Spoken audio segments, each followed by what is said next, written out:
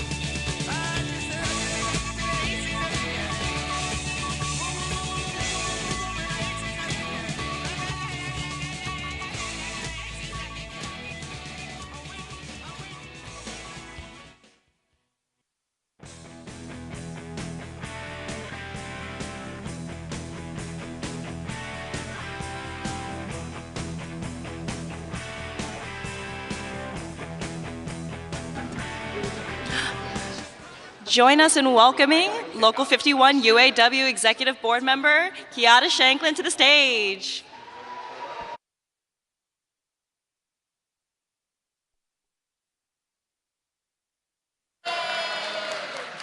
Hello, everyone. My name is Kiata Shanklin. I'm a lifelong Michigander, a team leader at Detroit Assembly Complex MAC, and a proud member of the UAW.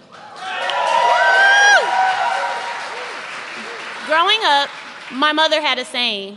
She taught me that love is a verb, it's an action word. When you love something, you fight for it and you protect it.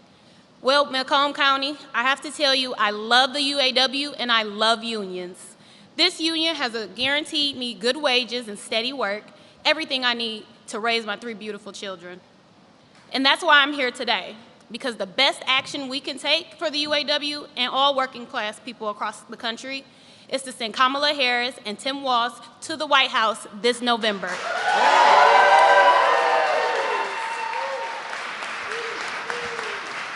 They are running in this race to help families like mine. They'll bring down costs, cut taxes for the middle class, and make it easier for people to buy a home. And they'll keep investing in the auto industry and creating more union jobs, just like Kamala Harris has done as vice president. But Donald Trump isn't thinking about families like mine. He's a billionaire and a scab who has no respect for workers or the auto industry. During his first term, factories closed down, and Michigan auto jobs were shipped overseas. He tried to undermine unions and make it harder to organize. His Project 2025 agenda for a second term would be so much worse.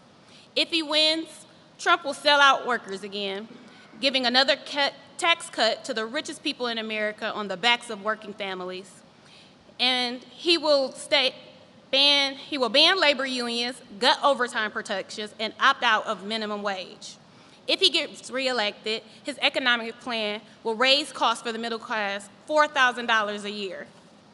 That's not what I want for my union members, and it's not the world I want for my children. So for the next 26 days, I'll be fighting for Kamala Harris and Tim Walz, and I hope you do the same.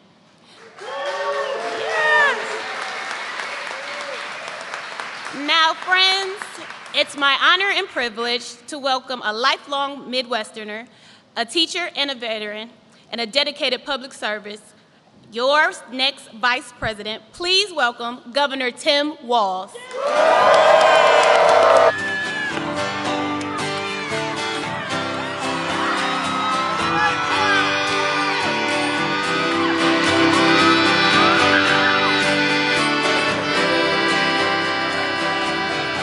I was born in a small town and lived in a small town. Good morning, Macomb. Well, Kiata, thank you for the kind introduction. I have to tell you, it is a privilege to be introduced by a UAW member, so thank you.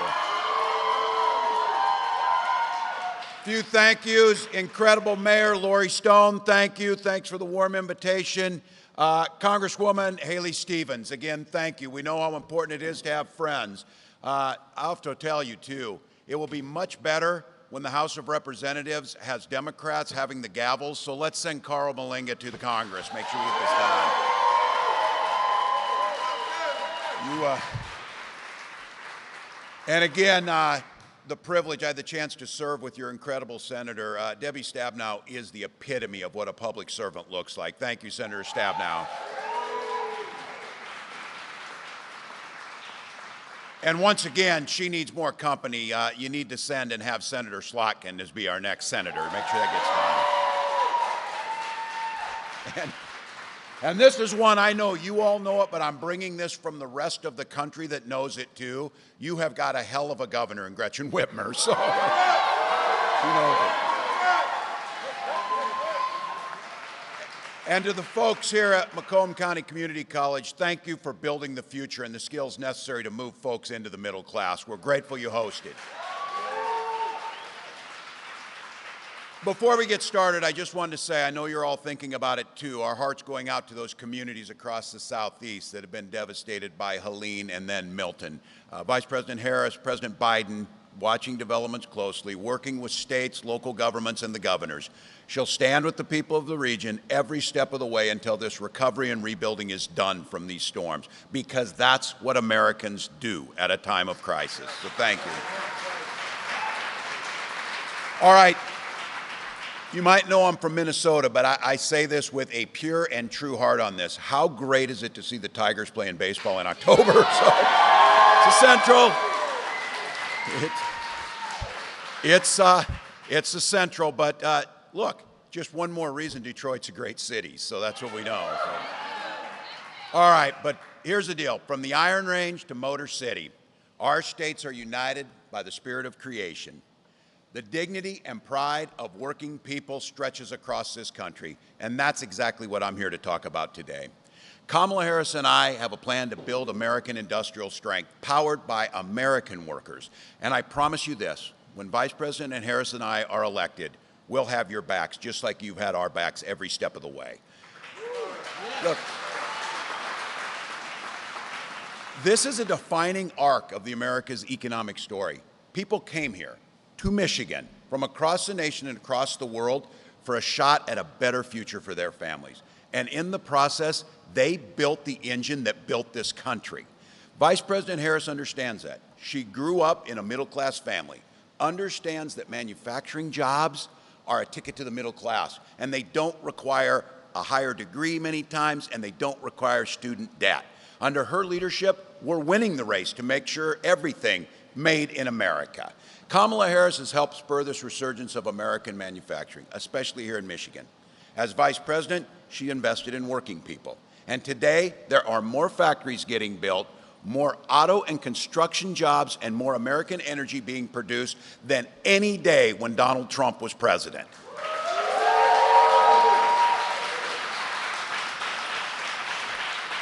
She's proud to be part of the most pro-labor administration in American history, unafraid to walk picket lines and demanding better pay and better working conditions. She walked those lines with UAW workers. And she fought side by side to save those pensions for over 1 million union members. Because you see it and you know she knows it. She understands that unions and working people are the backbone of this country. As governor of Minnesota, I had the privilege of signing one of the biggest packages of pro-worker policies in history into law. And now Minnesota is one of the best states for workers in the country. That's our vision for every state across the country. Now look, Donald Trump and J.D. Vance, they got a little different view of things. Just yesterday, Donald Trump was in Detroit, and he said, our whole country will end up being Detroit. You're going to have a mess on your hands. Well, look, I know you don't, that's not unexpected for him. That's exactly what he's going to do, tear down America. But if the guy would have ever spent any time in the Midwest, like all of us know, we'd know Detroit's experiencing an American comeback and renaissance.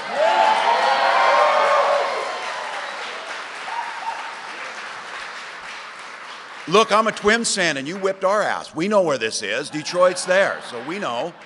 City's growing, crime's down, factories are opening up. But those guys, all they know about manufacturing is manufacturing bullshit every time they show up. Every time they show up.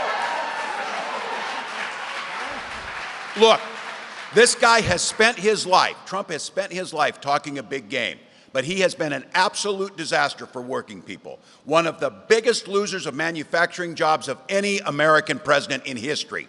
Under Donald Trump, we saw 280,000 Michigan jobs gone. 30,000 of those manufacturing jobs gone. Nearly 9,000 auto industry jobs gone. Trump's presidency was an endless string of broken promises. He actually came here to Warren when he first ran. And he promised you, under a Trump presidency, you won't lose a single plant. Technically, it wasn't a lie, because he lost 6 of them, not 1. So, as they fact-checked me, I got it right. They lost 6 of them. Look, he lost the GM transmission plant down the road. I'm not telling you anything you don't already know. He promised to fight for union workers, repeatedly turned his back on them. He even encouraged automakers to move manufacturing out of Michigan and go to anti-union states so they could pay their workers less. There's the reason that the UAW members endorsed Kamala Harris, and your president and many of your members called him exactly what he was, a scab. All right, we all get it. Americans worry about it. He promised you he would stop the offshoring of jobs, but he cut taxes for corporations that during his presidency shipped 200,000 jobs overseas. He awarded $425 billion in federal contracts to companies that were offshoring those jobs. So some of you, this is spinning right now, you're thinking. So he gave your tax dollars to companies who sent your jobs abroad. That's Donald Trump. As a result of his trade wars, his disastrous mismanagement of COVID, at the end of his presidency, he had wiped out more than half of the manufacturing jobs that had been created in the decade before he came in. He was asleep at the wheel while China seized the advantage. And now he says we should just let China dominate the auto industry. But it's no surprise, Trump's all talk when it comes to being tough on China. Some of you heard this. We just found out his Trump-branded Bibles, yeah, they're printed in China. This dude even outsourced God to China. So just so we know. Again, I'm going to try and be generous here. I don't blame him. He didn't notice the Made in China sticker because they put it inside a place he's never looked in the Bible. So,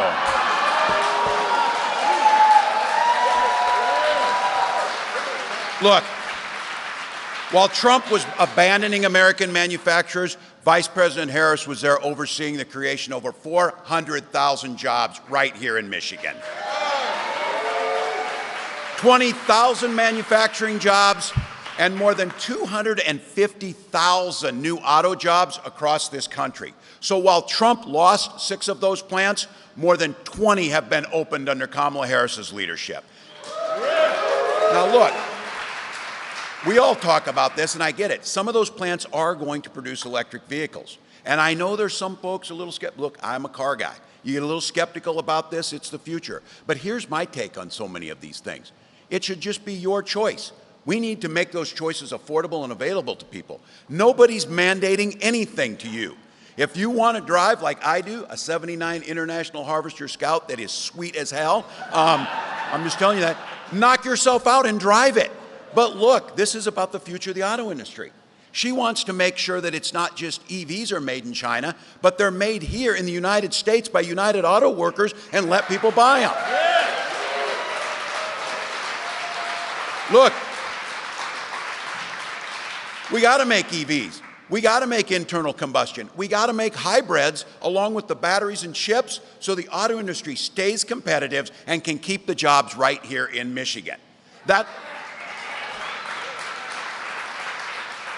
That's exactly what the administration did by encouraging GM to reinvest in the Lansing Grand River plant. Vice President Harris cast the deciding vote on that piece of legislation. It made sure that $500 million investment in Michigan would happen. One of those, that plant itself, saved 650 jobs and created 50 new ones by that investment. Those are good UAW jobs.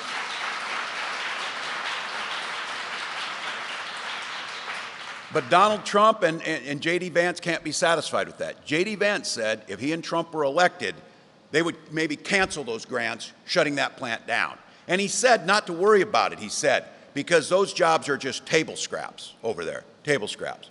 Tell that to 650 families who feed their families with those table scrap jobs. That's how this works.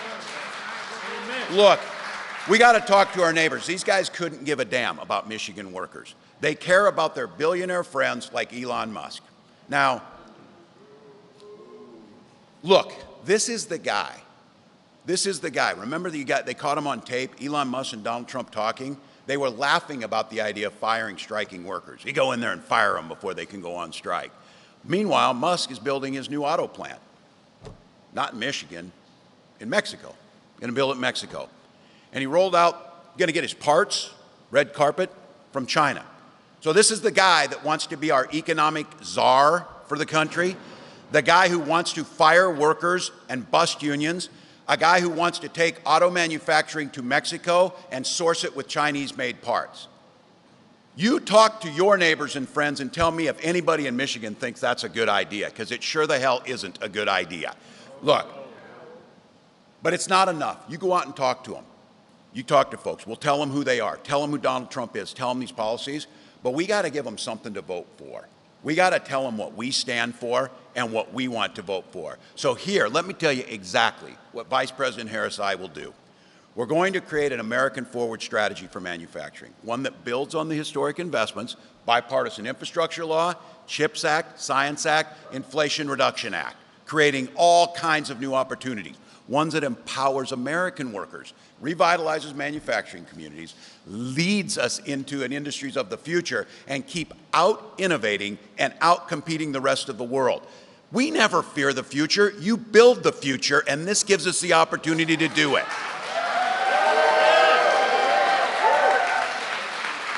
And look, industry's telling this, and a President Harris will do it. We need to release the full potential of American industry, cut red tape so we can build more and build faster. We'll create new American forward tax credits, ramp up investments to create more jobs in strategic industries that are essential to economic growth and national security. And these tax credits will reward companies that guarantee the workers' right to organize.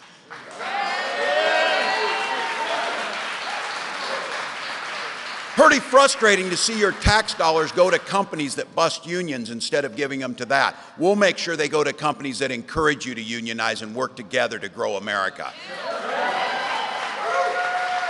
And many in this room know, and I see this as a teacher and as a father of a young son, looking at it and encouraging him to get into the trades, eliminating unnecessary degree requirements, increasing skill development for over 500,000 federal jobs. Because Kamala and I believe, like all of you do, is if you have the skills to do the job, you should damn sure be able to get the job, whether you have a degree or not. So look, setting a goal of doubling the number of apprenticeships and other training opportunities that lead straight into good-paying union jobs by the end of the first term is the goal to get done. As President, Kamala Harris has said, and she will, and we will be there, and you will be there, when she signs the PRO Act, making it easier to form a union. We'll have the back of UAW and the Stellantis workers when promises made are not being kept. We'll reform tax laws to make it easier for businesses to let workers share in company success. And we will never let other countries like China undermine those investments with unfair trade practices. Look, that includes supporting American-made products and steering all the federal context, your tax dollars, toward firms that commit to producing here at home, hiring union labor, hiring American workers. So there it is. That's our plan. If they ask you, what are you going to do and what are they going to do? And there's a track record of Vice President Harris and myself of not just talking about it, but making it happen. And what happens then is the middle class rises. People start to not just get by, they thrive. That's the goal. But I want to be clear. I've also at times said Donald Trump doesn't have a plan, a concept of a plan at times. But that wasn't exactly correct. He does have a plan. It's called Project 2025. Just go Google this and find the stuff that's in there. And I kid you not, there's things in there about privatizing the National Weather Service for weather forecasting, things at a time what you're experiencing. But look, it's worse than that. They pretend like, oh, we don't really know what that is. We haven't heard of Project 2025. Senator Vance said he knows nothing about it, even though he wrote the foreword to the architect's book. I've never written a foreword to somebody's book, but I'm pretty sure I'd remember who it was if you did that. And these are the guys that wrote this. So look, I coached football for a lot of years. If you're going to take the time to draw up a playbook, you're damn sure going to run the plays. And that's what Project 2025 is. And I'm telling you, this thing is a damn nightmare. His Project 2025 would repeal the bipartisan infrastructure law, the Inflation Reduction Act. That would threaten hundreds of thousands of new manufacturing jobs, including those right here in Michigan. The ones that J.D. Vance said those 650 jobs were table scraps. Good paying union jobs, building America, and those are table scraps. he would establish, and every single economist said so, a national sales tax on everything from groceries to prescription drugs. And the estimates is it would cost each and every one of you $4,000. He says those tariffs that Trump will pay, or that China will pay, Trump's tariffs, you're going to pay them. That's the way it always works. That's exactly what he's trying to do. And there, again, you heard it, that idea of a plan or whatever. He absolutely tried his entire time in office to repeal the Affordable Care Act, the thing that protects hundreds of thousands of Americans to be able to get affordable health care. And he talked about a Ponzi scheme. This guy, of all the schemes he had, the one that he went after was Social Security and Medicare, things that we pay into. That's the greatest anti-poverty program ever been devised. We pay into it. And I keep saying this. Might not be a big deal for him if you're sitting in Mar-a-Lago and you have $1 billion that you're not paying tax on, but it's a damn big deal for my nearly 90-year-old mom. That's how she pays her bills. That's how the rest of us think about it. That's the choice that we're up against. So, folks, in this election, we got a chance to turn a page. A new generation of leadership with Kamala Harris.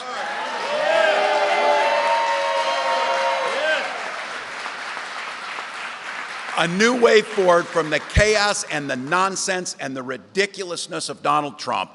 And here's the thing, it's a privilege to do it. We've got 25 days to work together to make a difference for the next 40 years, to revitalize American manufacturing, to take our lead, to put the middle class at the center, not the billionaires, to ratchet down the name calling, and just honest to God, not having to listen to this guy again for the next 4 years.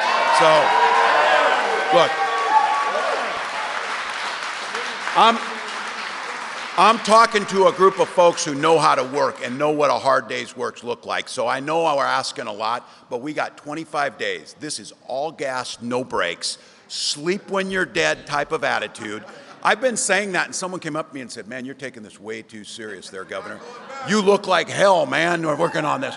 Well, I'll look like hell for 25 days if it means putting Kamala Harris in the White House, Americans at the forefront of this. So you know, she says it, you've done it, you've been on the picket lines, you helped build America on this, you know better than anybody on this. When we fight together, we win.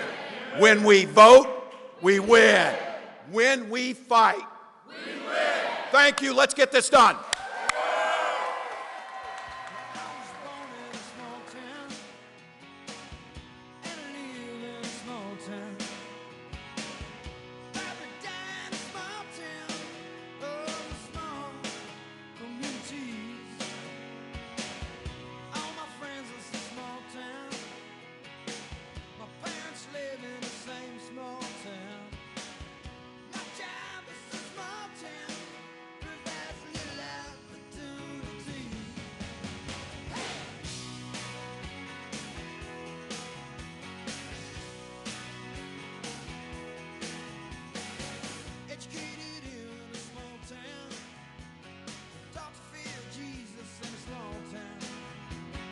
Used to daydream in that small town.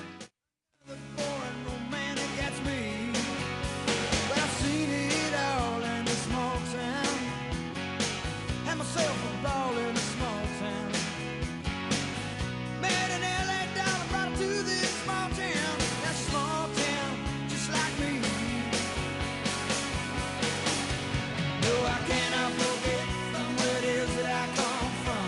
I cannot forget the people who love me. Yeah, I can be myself here in this small town, and people let me be just what I want to be.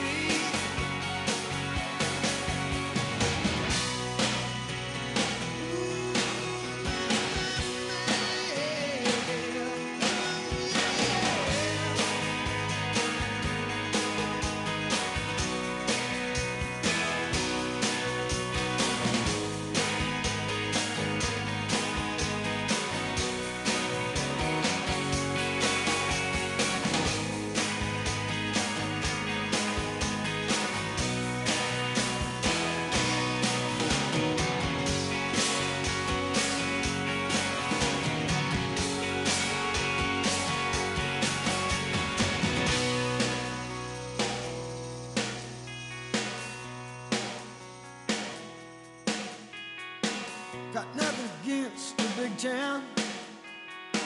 Still hayseed enough to say, look who's in the big town.